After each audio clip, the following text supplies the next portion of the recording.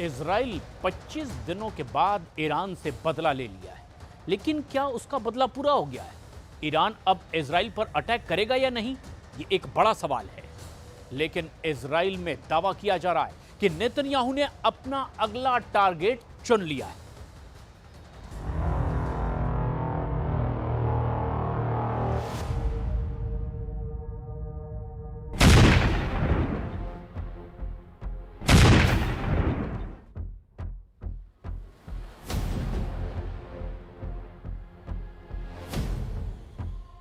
प्रतिशोध की सुलगती चिंगारी आग बनकर ईरान पर बरसी। 26 अक्टूबर की रात जब पूरा ईरान नींद की आगोश में समाया था, इजराइल ने ईरान पर भीषण हमला बोल दिया। इजरायली सेना ने ईरान के सैन्य ठिकानों समेत कई इलाकों में बमबारी शुरू कर दी।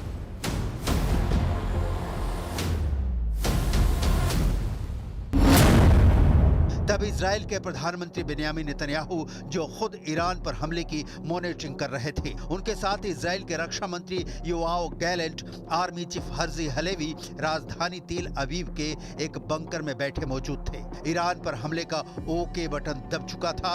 पूरा ईरान दहल रहा था। तेहरान, इलाम, खुजिस्तान, कराज, मसाद, कोम, शिराज। इजराइल ने 25 दिनों बाद ईरान को बदलापुर में तब्दील कर दिया।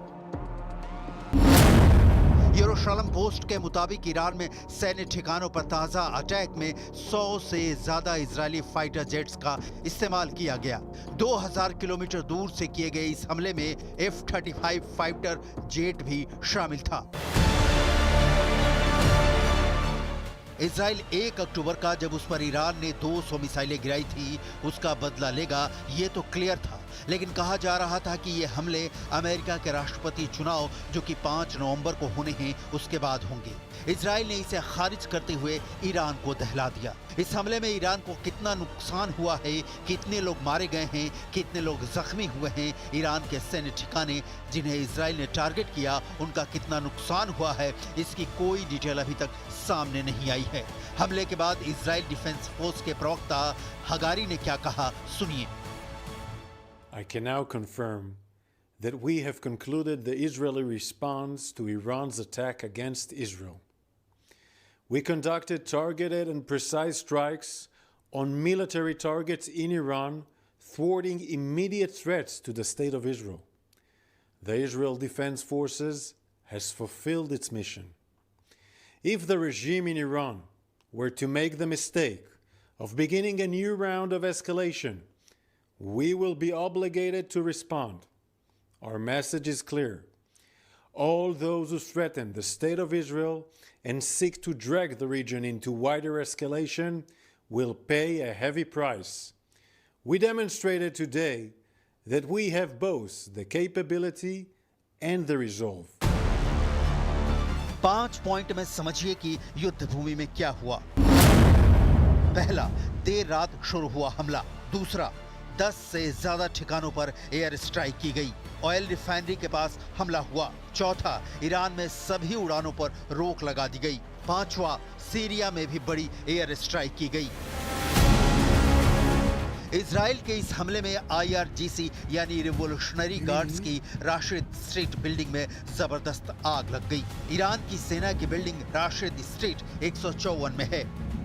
इजराइल के हमले के पहले कहा जा रहा था कि उसका टारगेट अली खामनेई की इमारत होगी, लेकिन इजराइल ने ऐसा नहीं किया। ईरान की सरकारी न्यूज एजेंसी IRNA के मुताबिक सेंट्रल तेहरान में गोलीबारी की आवाज सुनी गई। ईरानी रिवोल्यूशनरी गार्ड्स के मुख्यालय के पास भी धमाके किए गए हैं। ईरान के साथ साथ इराक, सीरिया और लेबनान में भी धमाके सुने गए हैं। हालांकि ईरान के मुताबिक इजराइल की एयर स्ट्राइक फेल रही है। ईरान के मुताबिक उसके 373 और S-300 मिसाइल डिफेंस सिस्टम ने हमले को नाकाम कर दिया। ईरान की IRNA न्यूज एजेंसी ने एक वीडियो पोस्ट किया है जिसमें दिख रहा है कि हवा में ही टारगेट तबाह हो रहे हैं। ईरान एयर डिफेंस फोर्स ने कहा कि इस्लामिक गणराज्य की ओर से दी गई चेतावनियों के बावजूद ज़ायोनी शासन ने तनाव पैदा करने वाली कार्रवाई में आज सुबह तेहरान, खुजिस्तान और इलाम में सैन्य केंद्रों के कुछ हिस्सों पर हमला किया। हमले से सीमित नुकसान हुआ है। हालांकि ताजा खबर के मुताबिक इजराइल के अटैक में ईरान के 2 सैनिकों के मारे जाने की खबर है। इसराइल ने ईरान पर 25 दिनों के बाद पलटवार किया और जो हमला किया उसमें इस बात का खास ख्याल रखा कि ईरान के तेल डिपो या परमाणु ठिकानों को कोई नुकसान न हो। यह हमला ईरान के सैनिक ठिकानों को टारगेट करके किए गए हैं। हमले को देखकर लगता है कि इसराइल ने एक स्ट्रेटजी के तहत यह हमला किया, जिसमें यह मैसेज देने की कोशिश दिख रही है कि इसराइल युद्ध नहीं चाहता, लेकिन अगर उस पर हमला होता है तो वो पलटवार जरूर करेगा। अब सवाल ये है कि क्या इजराइल का बदला पूरा हो गया है? क्या इजराइल ने ईरान के कुछ सैन्य ठिकानों को निशाना बनाकर अपने ऊपर हुए 200 मिसाइलों के हमलों का इंतकाम पूरा मान लिया? क्या इजराइल ईरान से जंग करने की हालत में नहीं है? और सबसे बड़ा सवाल ये कि क्या ईरान इजराइल के ताजा हमले के बाद पलटवार नहीं करेगा? इन सवालों के जवाब फिलहाल हवा में तैर रहे हैं। इजराइल के ईरान पर हमले से जुड़ी एक और सनसनीखेज खबर आई है।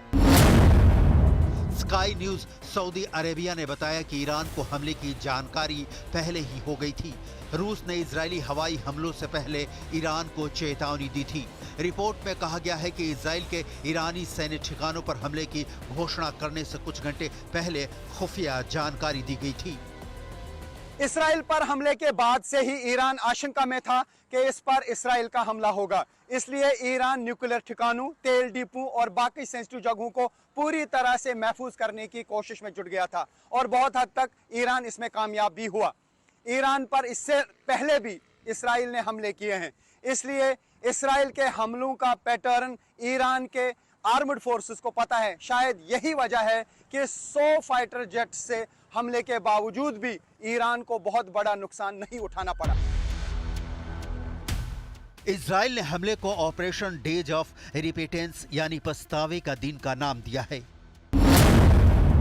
यहूदी धर्म में डेज ऑफ रिपेटेंस का इस्तेमाल रोश हशाना और योम किपुर के बीच 10 दिनों के लिए किया जाता है, जिन्हें पश्चाताप के 10 दिनों के रूप में जाना जाता है। इस अवधि के दौरान लोगों को अपने कर्मों पर विचार करने, उन्हें सुधारने और सच्चाई के मार्ग पर लौटने के लिए कहा जाता है, जो प्रायश्चित के दिन योम किपुर की ओर ले जाते हैं। यहूदी परंपरा में इन दिनों को एक अवसर के रूप में देखा जाता है, जब स्वर्ग के द्वार खुले होते हैं और लोगों के पास अपनी गलतियों के लिए माफी मांगने और खुद को सही रास्ते पर लाने का एक मौका होता है। इजराइल ईरान पर हमले का नाम ऑपरेशन डेज ऑफ रेपिटेंस देकर ये मैसेज देने की कोशिश कर रहा है कि वो सीधी जंग का पक्षधर नहीं है। ईरान उस पर किए गए हमले का प्रायश्चित करे और दोबारा हमले से बचे। लेकिन क्या ईरान ऐसा करेगा? इसका जवाब फिलहाल सिर्फ ईरान की सेना के पास है। वैसे ईरान ने जिस बावर 373 सिस्टम का इस्तेमाल कर इजराइल के हमलों को फेल ठहराया है, उसकी डिटेल देखनी बहुत जरूरी है। बावर 373 एक लंबी दूरी का एयर डिफेंस सिस्टम है। ईरान का दावा है कि बावर 373 रूसी S-400 और अमेरिकी पैट्रियट के बराबर की क्षमताओं से लैस है। इस एयर डिफेंस सिस्टम को खास तौर पर 5वीं पीढ़ी के स्टील्थ फाइटर जेट्स के खतरों से निपटने के लिए बनाया गया है। ये जेट आसानी से रडार की पकड़ में नहीं आता। इस सिस्टम में टारगेट को ट्रैक करने और रोकने के लिए रडार, ऑप्टिकल सेंसर और एक कमांड और कंट्रोल सिस्टम लगे हुए हैं। ये 200 किलोमीटर की रेंज में 27 किलोमीटर की ऊंचाई पर उड़ने वाले अपने टारगेट को नष्ट कर सकता है। ईरान के पास बावर 373 ही नहीं, रूस का S-300 सिस्टम भी है, जिसके आगे का वर्जन S-400 को लेकर रूस से ईरान की डील अभी पक्की नहीं हुई है। S-300 को सबसे शक्तिशाली एंटी एयरक्राफ्ट मिसाइल सिस्टम में से एक के रूप में जाना जाता है। इसे खास तौर पर सोवियत वायुसेना के लिए हवाई हमलों और क्रूज मिसाइलों से बचाव के लिए बनाया गया था। S-300 पूरी तरह से ऑटोमेटिक सिस्टम है, हालांकि इसका मैनुअल ऑपरेशन भी संभव है। मिसाइलों की कमांड पोस्ट से अधिकतम सीमा 40 किलोमीटर है। इजराइल ईरान को हल्के में नहीं ले सकता, क्योंकि जिस तरह से वैश्विक समीकरण बदल रहे हैं, रूस ईरान के साथ दिख रहा है और उत्तर कोरिया जैसे परमाणु शक्ति संपन्न देश रूस के साथ दिख रहे हैं। इजराइल को ईरान पर किए हमले का पलटवार होने की पूरी आशंका है। अब सवाल ये है कि जब ये क्लियर था कि इजराइल ईरान से हमले का पक्का बदला लेगा, तो फिर 25 दिनों की देरी क्यों की? इसका कारण माना जा रहा है कुछ दिनों पहले ईरान पर संभावित हमले से जुड़े प्लान की जानकारी अमेरिका से से लीक हो जाना। कहा जा रहा है कि लीक होने के बाद इजराइल को जवाबी अटैक टालना पड़ा। इजराइल को इस बात की चिंता थी कि भले ही लीक हुए दस्तावेजों में किसी टारगेट का नाम नहीं था, लेकिन यह जानकारी ईरान को हमले के कुछ पैटर्न की भविष्यवाणी करने में मदद कर सकते हैं। अमेरिकी दस्तावेजों के लीक होने से कुछ रणनीतियों को बदलने की जरूरत के कारण हमले में देरी हुई। कई दिनों से ईरान पर इजराइल के हमले की आशंका के बीच 18 अक्टूबर को उसका यह प्लान टेलीग्राम मैसेजिंग ऐप पर लीक हो गया।